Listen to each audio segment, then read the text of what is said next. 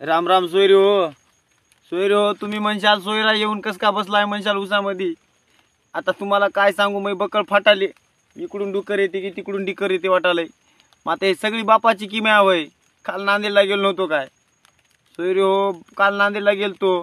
मग बाप म्हणला आलास काय बापू म्हणला, बरं झालं म्हणला. आणि कसं झालं म्हणला शिवपुराण, कसं सांगलं म्हणला महाराजांना शिवपुराण म्हणला. आता मी नांदेडला गेलतो उशिरा. सांगलो बापाला, बाबा बाबा म्हणलो, बाबा काय सांगू नका म्हणलो, लय भारी शिवपुराण सांगलो म्हणलो महाराजानं. सांगूच नका म्हणलो, काय पब्लिक म्हणलो. हो र म्हणला, आम्हाला लोक म्हणले म्हणला लय पब्लिक आलतीन, सगळं आलतं. कस झालंय म्हणला. मी म्हणलो काहीच सांगू नका बाबा म्हणला. बरं बरं म्हणला. मग काय सांगलं म्हणला महाराजानं. मग मी सांगलो ईस पिलं म्हणलो महाराजानं.